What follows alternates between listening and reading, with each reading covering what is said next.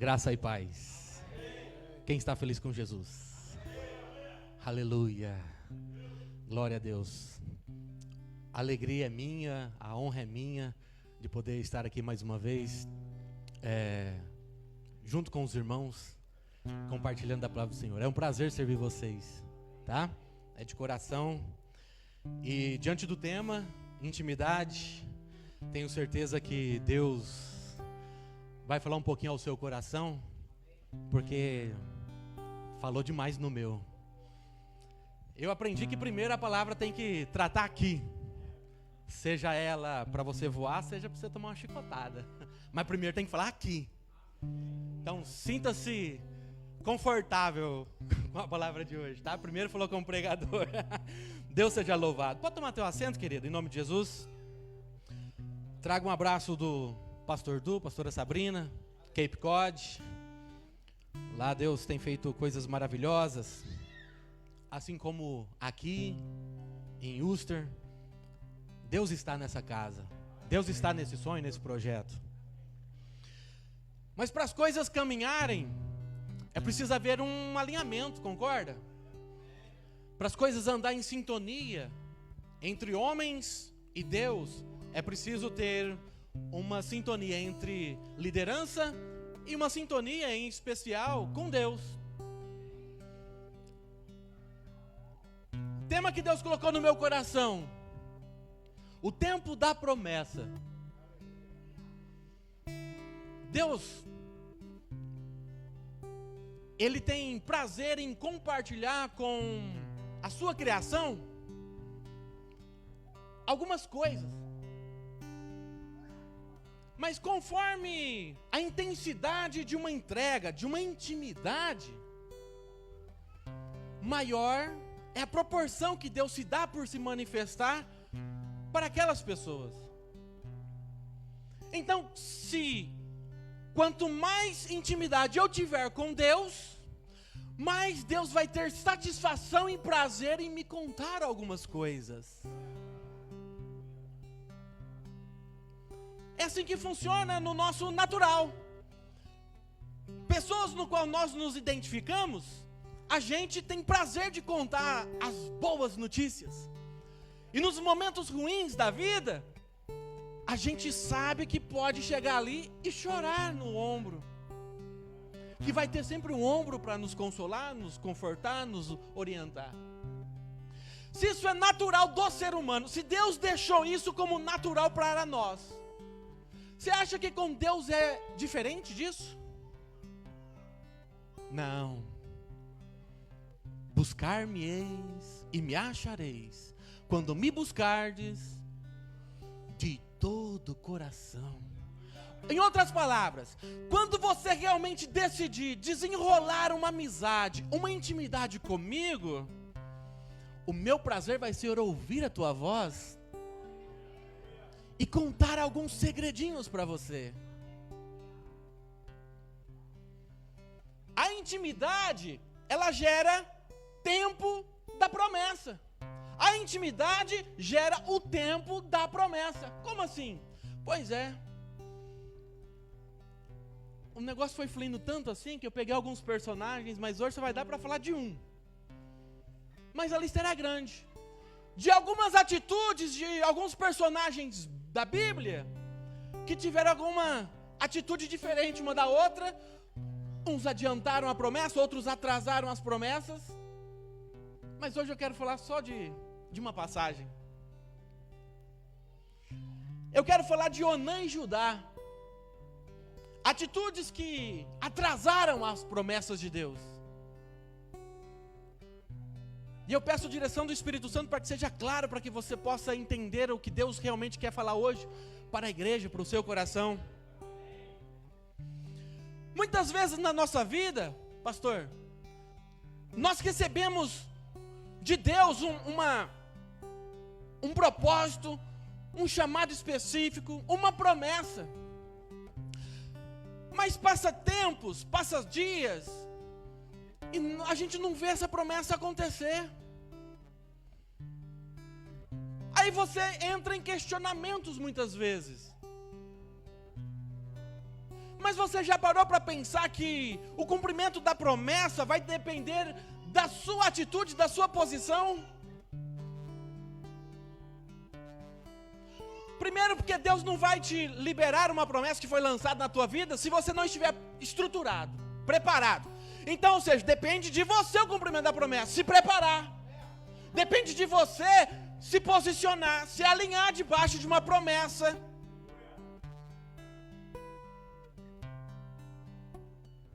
E algumas atitudes nossas passam às vezes despercebido, como essa passagem que vamos ler aqui. Passa despercebido. Parece que não aconteceu nada de referente à promessa. Mas eu vou provar para você na Bíblia que se a promessa ainda não está no seu ápice, Deus está te preparando ainda. Então você precisa se alinhar nisso. Você precisa se colocar à disposição. Você precisa ser ajudado por Deus para cumprir o propósito de Deus na tua vida. Ou você está fazendo pouco caso da promessa. Vamos lá. Onã e Judá se encontram em Gênesis 38. Ali conta a história de Judá com Tamar. Mas se você começar a ler aí versículo 6 e versículo 7, para a gente começar, diz assim a palavra do Senhor: Judá escolheu uma mulher chamada Tamar para Er. Er era o filho mais velho de Judá. Mas o Senhor reprovou a conduta perversa de Er. Aqui já abre um parênteses. O mau comportamento, podemos entender aqui que gera morte. O camarada morreu porque foi reprovado pela conduta, pelo jeito como ele andava, como ele conduzia as coisas. E Deus tinha lançado uma promessa lá atrás, ainda lá no Jardim do Éden, que a descendência da mulher, iria sair uma linhagem, uma semente, que mudaria a história da humanidade, resgatando novamente para Deus. Então existia uma promessa em uma linhagem. Então essa mulher Eva gerou um filho, aí saiu a linhagem de Sete, que foi para Matusalém, que foi para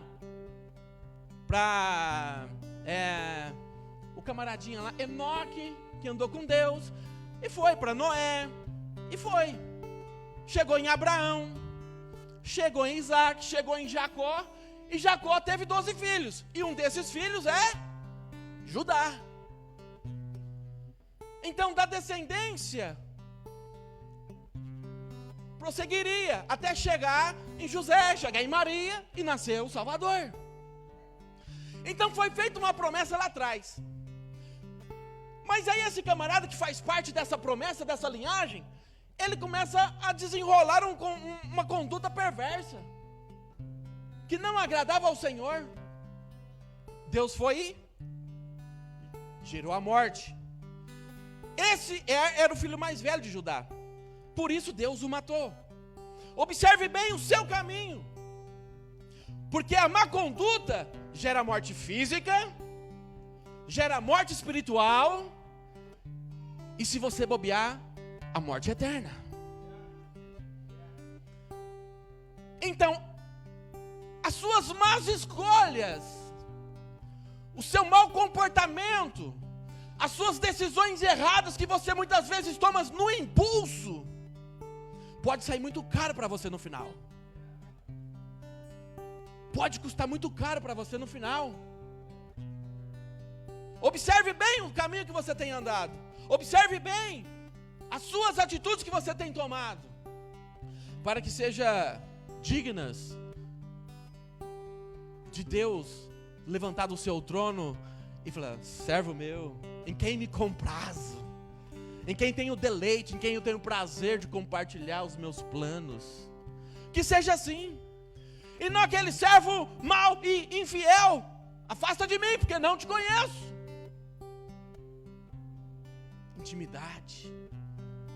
Intimidade gera posicionamentos saudáveis. E continua, versículo 8: Então Judá disse a Onã, que era o filho mais novo. Er morreu, então Judá chega em Onã e fala para ele assim: meu filho, é o seguinte, casa-se com essa mulher do teu irmão, cumpra as obrigações de cunhado para que ela dê uma descendência a seu irmão, como era de costume na época. Era uma tradição. Se o filho mais velho morresse sem ter deixado filho, o filho mais novo tinha que assumir a cunhada e gerar nela um filho, para que a descendência do seu irmão não fosse esquecida. Mas Onã sabia que a descendência não seria sua. Assim, toda vez que possuía a mulher de seu irmão, deitava o sêmen no chão, para evitar que seu irmão tivesse uma descendência. O Senhor reprovou o que ele fazia, por isso o matou também. Ei, o camarada sabia, já tinha determinado no seu coração: eu não vou fazer filho para deixar de herança para meu irmão. Mas uma pergunta: ele reprovou a mulher? Ele reprovou a mulher do seu irmão? Não. Ele queria se deleitar, ele queria o prazer, mas não queria a responsabilidade. Ei, quantas vezes nós ficamos brincando dentro do reino, querendo só os prazeres, querendo só os deleites, mas não assumindo a responsabilidade que um dia Deus confiou em você.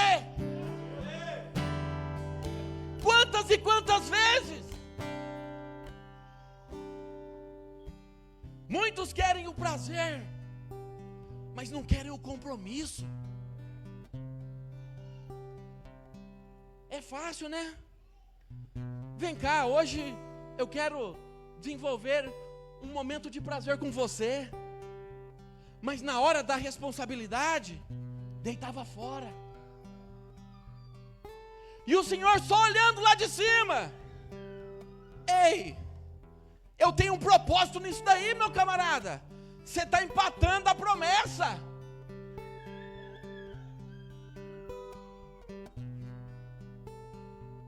Foi reprovado. Muitos querem se deleitar com a noiva, se tratando de liderança. Muitos querem aproveitar da noiva, desfrutar de prazer com a noiva, mas não querem preparar o caminho para o noivo, mas não querem o compromisso com o noivo. Observe bem as suas atitudes, pois elas podem te dar o efeito do prazer, mas não tem a essência do propósito. Se te dá o prazer, mas não te leva para um alinhamento, para o cumprimento do propósito, para Deus não tem finalidade nenhuma. Você está usando Deus.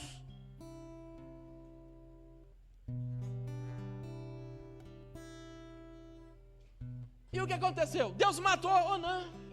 Deus matou esse camarada. Judá, ele tinha mais um outro filho, que era um pouco distante de idade. Eram esses dois, Er e Onã, que era mais velho, e já na sua velhice, vou dizer assim, passado alguns anos, teve um outro filho. Esse filho ainda era uma criança, não tinha condições de se tornar, de assumir a responsabilidade da noiva. Então o que Judá fez? Ei, Tamar, volta para a casa de seus pais como viúva, que quando o meu filho mais novo crescer, eu lhe dou em casamento, para honrar a descendência da família. Ok, combinado. Ela voltou para a casa de seus pais. E o que a palavra de Deus fala? Passado os anos, passado alguns anos, esse que era criança, cresceu, se tornou um homem, preparado para assumir uma responsabilidade de um casamento. E o que Judá fez? Esqueceu do seu compromisso. Simplesmente esqueceu do seu compromisso. Um belo dia a esposa de Judá morreu. Ele cumpriu os dias de luto. E E ele decidiu então espairar a cabeça e foi olhar as ovelhas, dar uma volta. Tamar, a mulher que foi esquecida, lembrou disso. Lembrou que ele estava devendo o casamento com o filho mais novo. O que ela fez? Tirou suas vestes de luto, se cobriu o rosto, se passou por uma prostituta e ficou na beira do caminho esperando ele passar. E quando ele passa, um homem que é neto, que é filho de Jacó, que é neto de Isaac e bisneto de Abraão, um camarada que conviveu ali. Você acha que ele não sabia das intimidades do seu avô, do seu bisavô, que andava com Deus? Você acha que os filhos ali, os 12, né? Os 12 filhos de Jacó não sabiam das histórias, dos feitos, das maravilhas de Deus? Nós não estamos falando aqui de um homem qualquer, nós estamos falando de um homem, de uma família diferenciada que Deus separou. Um homem que sabia o Deus de seus pais. Um homem que tinha um entendimento, que foi preparado para assumir uma descendência, uma promessa. Nós não estamos falando de qualquer pessoa. Era um homem diferenciado. E ele vendo aquela mulher, nem se deu conta que era a sua nora. Chegou nela e disse: ei, eu quero me deitar contigo. Vai me pagar quanto? Um cabrito. E qual a garantia? O que você quer? Versículo 18. Que tipo de garantia você quer? Replicou ele. Ela disse: deixa comigo o seu selo pessoal, junto com o cordão dele e o cajado que você está segurando. Judá simplesmente entregou os objetos. Depois teve relações com Tamar, e ali naquela ocasião ela engravidou.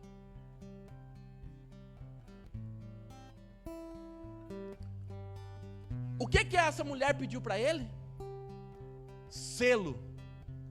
Diga assim comigo: selo representa autoridade. Diga comigo: selo representa autoridade. Cordão, onde ficava o selo, ficava no seu pescoço, simboliza, representa identidade. O cajado representa controle, liderança, suporte.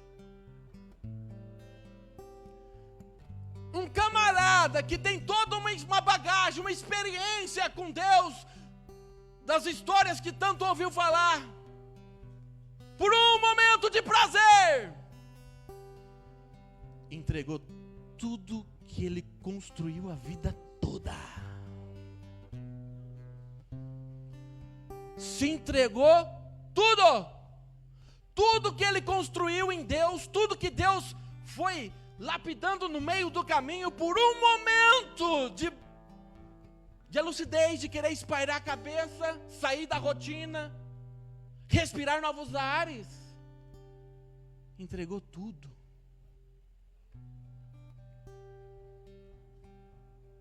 Qual é o tipo de intimidade que você tem com Deus? No que está alicerçado essa sua intimidade com o seu Deus? Que ao ponto de, no primeiro momento, aceitou a proposta.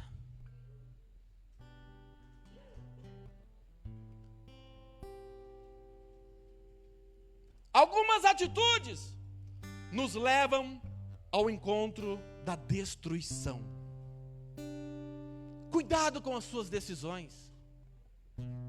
Gere dentro de você uma intimidade fiel com Deus. Gere uma intimidade real. Deus não te deu permissão para negociar com o pecado. Deus não nos deu essa permissão para negociar com o pecado. Observe bem os seus caminhos, pois esse caminho, essas suas atitudes, podem tirar a sua identidade. Entenda bem,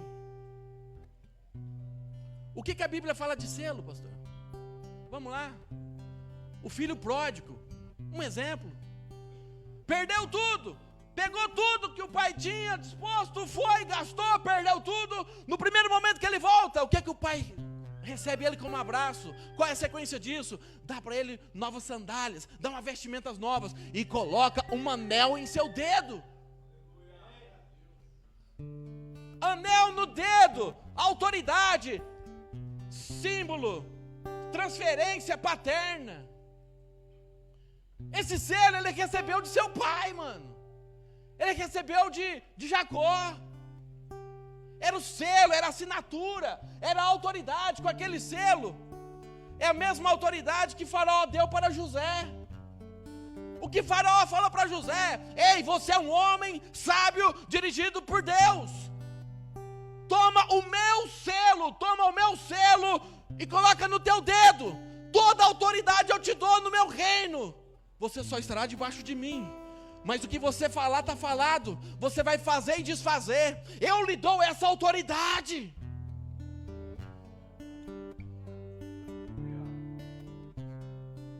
E o camarada recebeu essa autoridade vindo da parte de Deus. E por um momento de bobeira, de fraqueza, de falta de consciência, vai e entrega o que mais tem de precioso por um deleite, por um momento. E aí como é que fica? Que intimidade é essa? O camarada perdeu o selo, mano. O camarada entregou o selo. O cordão identidade. Todo mundo, por onde passar, saberia de quem era aquele selo, de quem é aquele cordão. Porque o cordão tinha um selo, é que é a assinatura. Ela é o porta, seria hoje em dia o porta-joias, pendurado no pescoço. O camarada perdeu a sua identidade. E deixa eu te falar uma coisa. Quando Deus criou o ser humano, quando criou você, fez a imagem e semelhança dele. Deus colocou a imagem e a semelhança dele em nós, na criação. Criou um DNA para que você fosse semelhante a ele.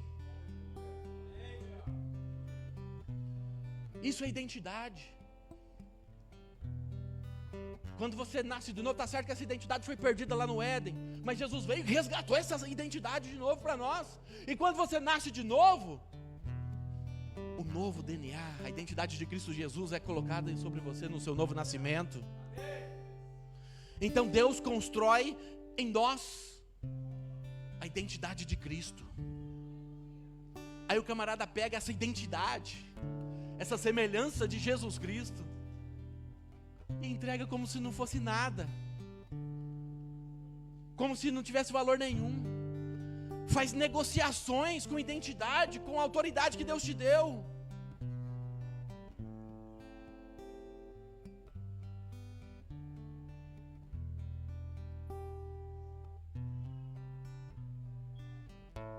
Jesus um dia disse assim, depois de ressuscitado: toda autoridade me foi dada nos céus e da terra, e eu compartilho com vocês. É a autoridade dele, é o DNA dele correndo em nós, através do Espírito Santo. E por falar em Espírito Santo, a palavra de Deus fala que o Espírito Santo é o selo. É o selo, é a assinatura. Como prova de que você é filho de Deus, e que ele testifica que você é filho de Deus. Aí por causa de um manjar, por um momento, você vai trocar tudo isso? Você vai jogar tudo isso por alto? Por um momento difícil na sua vida? Observe bem as suas atitudes. Elas podem tirar a sua identidade.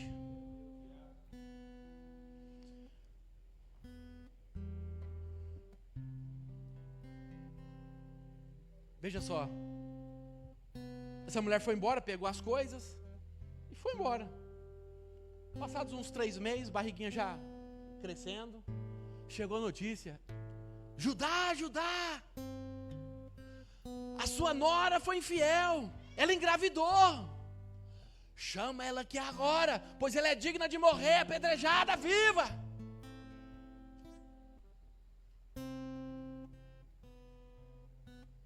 E mandaram, e buscaram a mulher, e buscaram Tamar. E antes de chegando lá, ei, pera, só um minuto. A pessoa de quem me engravidei é dono desses pertences aqui, ó. Vocês conhecem quem são? Judá reconheceu de imediato e disse: ela é mais justa do que eu, pois não tomei as providências que ela se casasse com meu filho Selá. E Judá nunca mais teve relações com Tamar. Quando chegou a época, Tamar deu à luz e descobriu que teria gêmeos, dois homens. Entenda uma coisa: Judá negociou o que tinha de mais precioso, que é tudo aquilo que ele tinha construído em Deus. Deus construiu em Judá uma identidade. A sua atitude desfez o que Deus fez. Está entendendo? Muitas vezes Deus está construindo algo para nós, mas nós estamos destruindo o que Deus está tentando construir. Como que a promessa vai ser cumprida se Deus está preparando o caminho, mas você está andando por um outro caminho?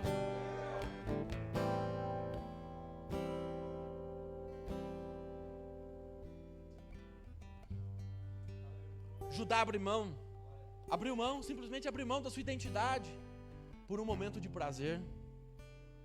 Observe bem as suas atitudes. O prazer vem, mas a identidade vai. O que é mais importante para você? O que é mais valioso? Um momento de prazer?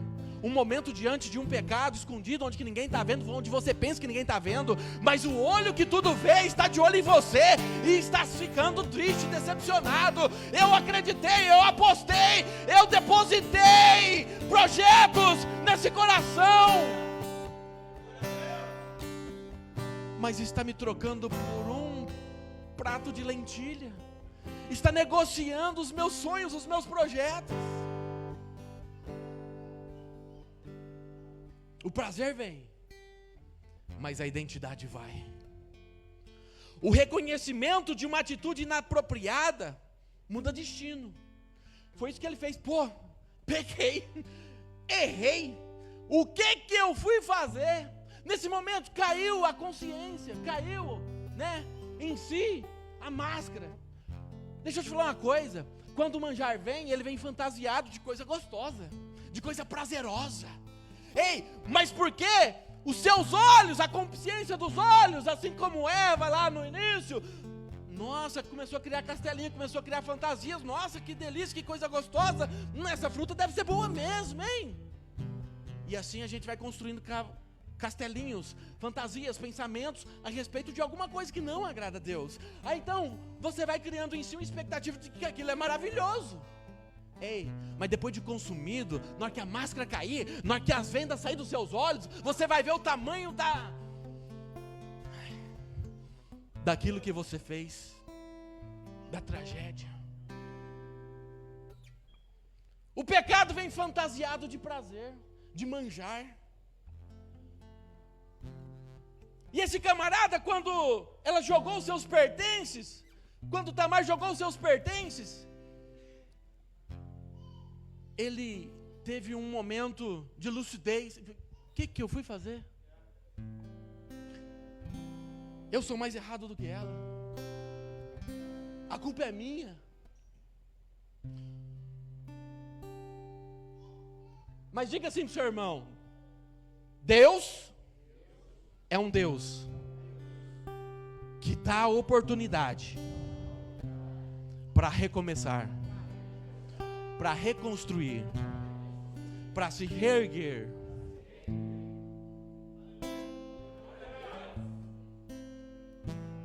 Mas Deus é um Deus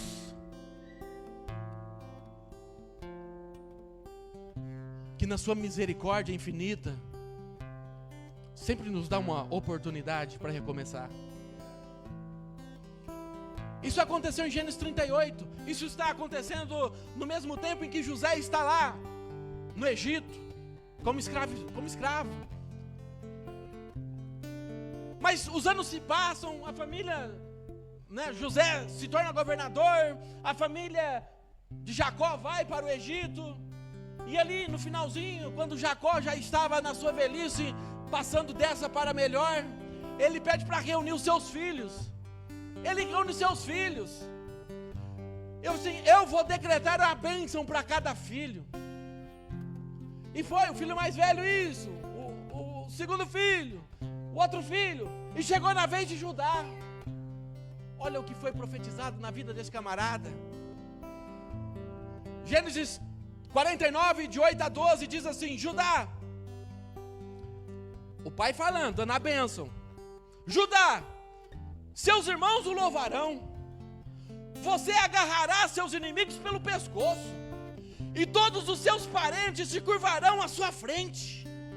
Judá, meu filho, você é como um leão novo, que abate para comer a sua presa, como um leão que se agacha, e como uma leoa que se deita. Quem tem coragem de acordá-lo? O cetro, o que ele entregou? Bastão, né? Cajado, né? O cetro não afastará de ti, Judá, nem o bastão da autoridade de seus descendentes, assim que venha aquele que pertence, aquele que todas as nações honrarão. Esse camarada, num outro momento, foi e entregou tudo o que possuía. Mas aqui, ele recebe uma promessa em cima de uma outra promessa. Ele recebe a promessa: ei, você não mais passará a autoridade da sua descendência, da sua geração. Você não passará mais essa autoridade. Ela permanecerá, esse bastão permanecerá em ti, na sua descendência. O cetro, a sua identidade será para sempre contigo. E você será, a sua descendência será como um leão. Você sabe por que Jesus é conhecido como o leão da tribo de Judá? Sabe por quê?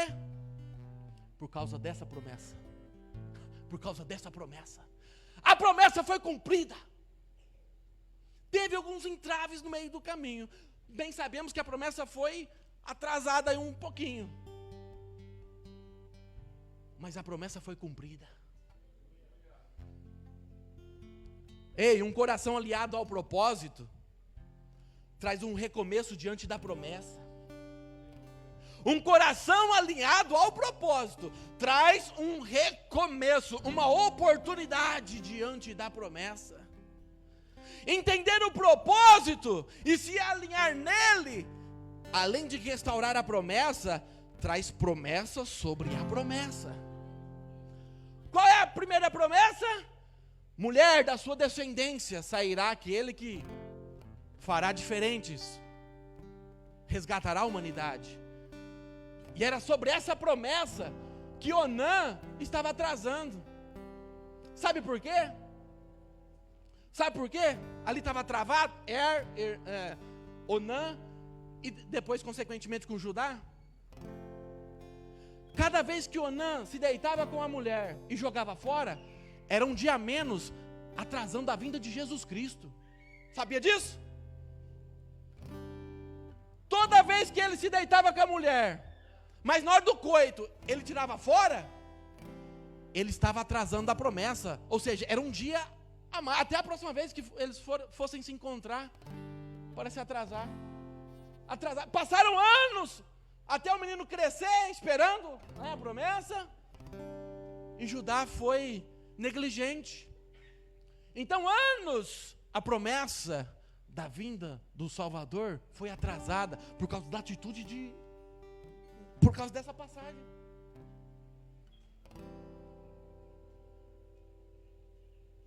Então é muito importante entender a promessa, o propósito e alinhar nele. porque isso traz a restauração da promessa, aviva teu coração, e a promessa gera promessas em cima da promessa. Já para encerrar, Mateus 1, de 1 a 3 diz assim: registro da genealogia de Jesus, filho de Davi, filho de Abraão. Abraão gerou Isaque, Isaque gerou Jacó, Jacó gerou Judá e seus irmãos. Judá gerou Pérez e Zerá, cuja mãe foi Tamar. Pérez gerou Eslom, Eslom gerou Arão. Ei, o nome dessa mulher está aqui na genealogia de Jesus Cristo. Gerá gerou Pérez, que é filho de Tamar. Poderia ser o nome de Er, poderia ser o nome de Onã, mas Deus teve misericórdia de Judá e acertou as coisas com ele e fez uma promessa devido àquela postura de um coração de reconhecer o seu erro. E Deus reconstruiu a promessa em cima do nome dele. Todo esforço para viver o propósito tem a sua recompensa. Todo esforço para você viver alinhado na intimidade com Deus tem a sua recompensa. Não é em vão. Não troque a promessa por um prato de banquete em qualquer esquina. Coisas momentâneas, não troque. Sente-se à mesa do Pai e desfrute do verdadeiro banquete da intimidade, da comunhão, da abundância. Isso é o que Deus tem para você hoje. Se divirta-se, se deleite no prazer que vem do Senhor, do que Ele tem preparado para você.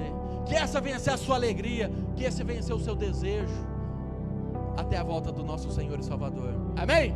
Aplauda ao Senhor Jesus.